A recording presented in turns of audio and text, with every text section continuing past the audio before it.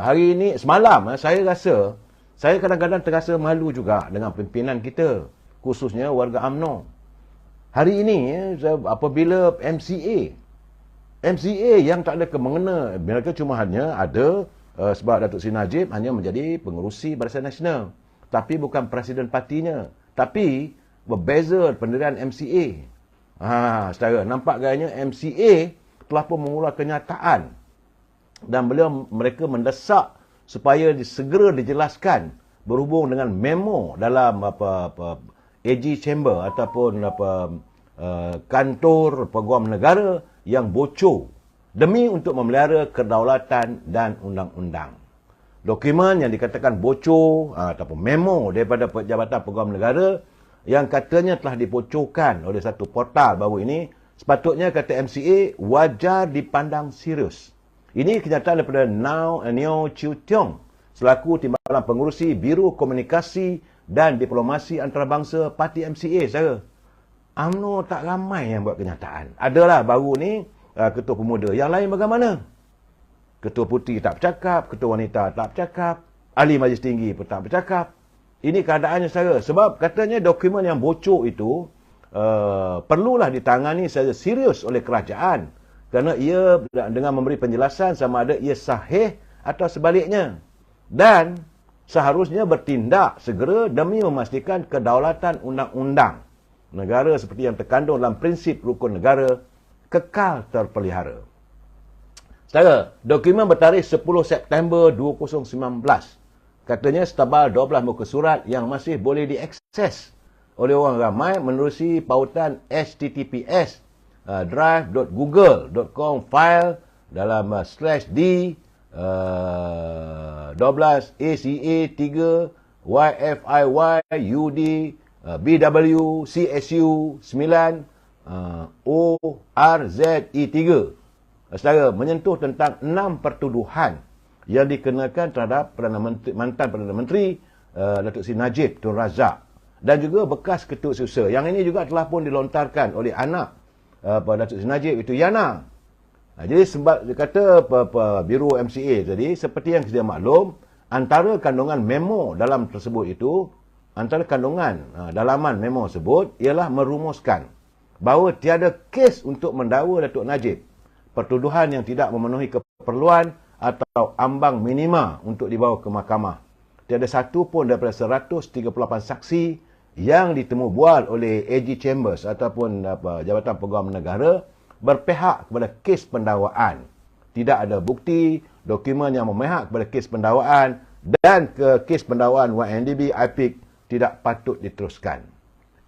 Ini kenyataan daripada MCA, saudara, bukan daripada UMNO. Jadi isu ini katanya juga penting untuk jelaskan kerana ia turut melibatkan hubungan diplomatik antara negara kita dengan Arab Saudi dan UAE. Kerana syarikat IPIC ni adalah milik kerajaan Abu Dhabi. Seperti mana ungkapan yang kita sering dengar dan baca, keadilan bukan saja hendaklah dilakukan, tetapi ia juga hendaklah dilihat sebagai sudah dilakukan.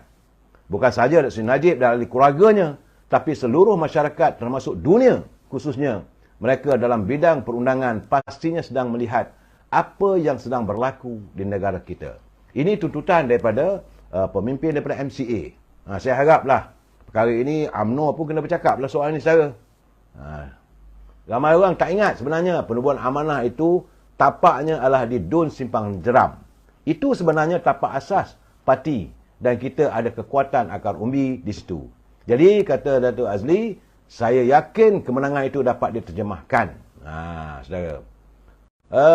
Menurutnya dia kata kerjasama baik pula yang dipamerkan antara Kerajaan Negeri Johor dengan Kerajaan Persekutuan juga dilihat berupaya mengukuhkan kemenangan Pakatan Harapan di kedua-dua kursi tersebut.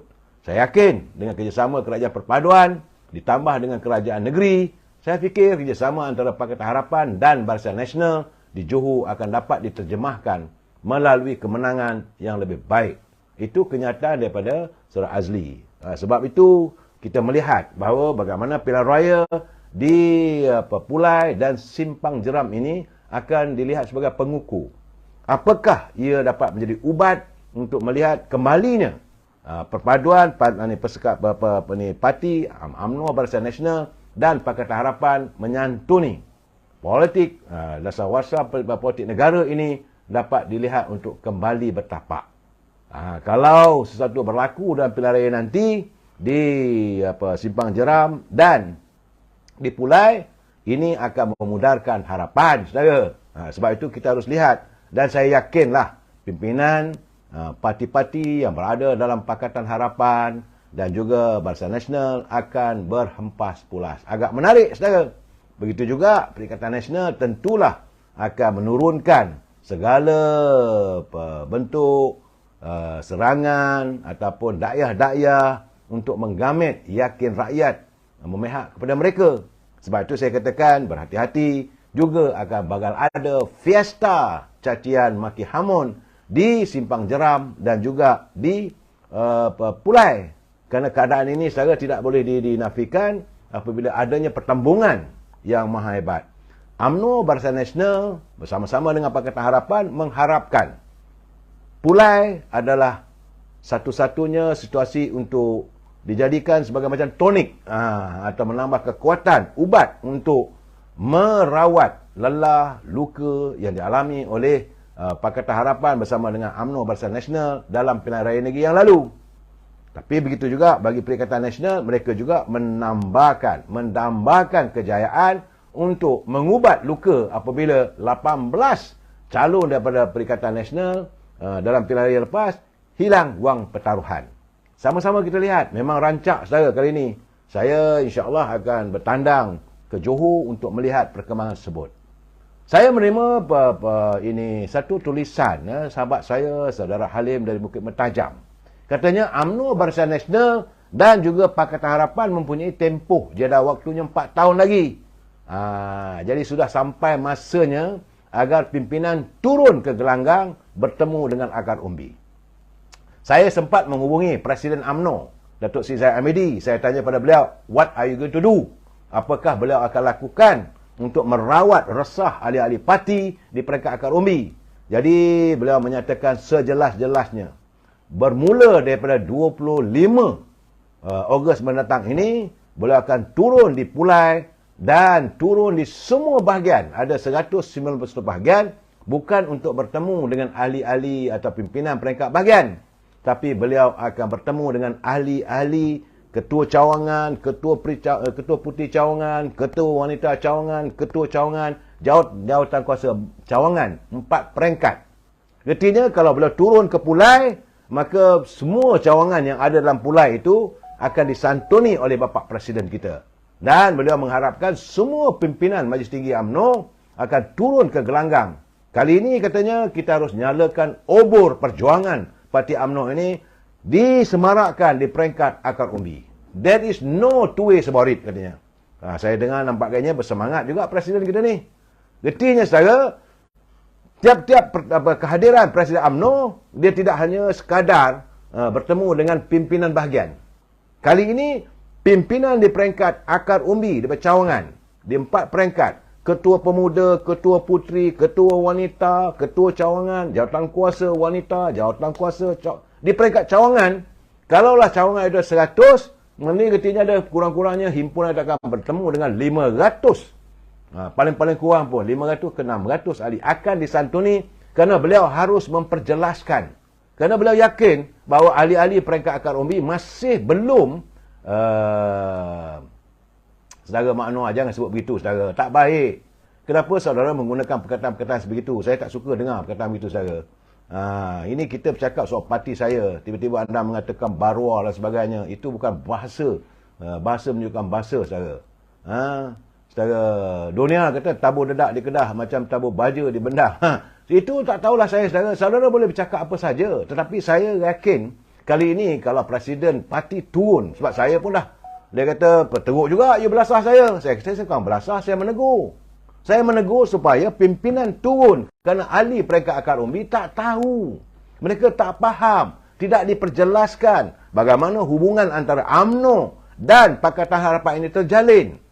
Mesti dijelaskan orang yang berautoriti, iaitu Presiden, Timbalan Presiden, Naib-Naib Presiden, Ketua Pemuda UMNO Malaysia, Mali Majlis Tinggi kena turun. Malahan saya difahamkan. Malam ini juga kabarnya bahawa pimpinan daripada keadilan juga akan mengadakan pertemuan dengan pimpinan tertinggi UMNO Barisan Nasional untuk menjalinkan suasana sedemikian. Ertinya ahli-ahli peringkat akar umbi Parti Keadilan juga akan diberi penjelasan. Begitu juga ahli-ahli daripada Amanah UMNO, dia tak banyak cawangan dia tak banyak bahagian. Tapi yang samanya itu antara UMNO dengan keadilan. Bahawa pimpinan peringkat Amanah, peringkat keadilan dan UMNO, mereka sudah sampai masanya akan menyingsing lengan, turun ke gelanggang, dan rakyat perlu diberitahu, bukan rakyat biasa, ahli-ahli parti, agar hala tuju mereka jelas saja. Sama-sama kita berdoa agar pimpinan benar-benar melaksanakan apa yang dikatakan. Sebab saya berbual dan bercakap sendiri dengan Presiden, dia kata dia akan sendiri akan turun dan minta semua pimpinan turun. Begitu juga Parti Keadilan juga akan turun di semua bahagian, melibatkan semua cawangan. Sama-sama kita lihat saja. Kita jumpa lagi besok. Wabillahi taufiq wal hidayah. Assalamualaikum warahmatullahi wabarakatuh. Selamat malam.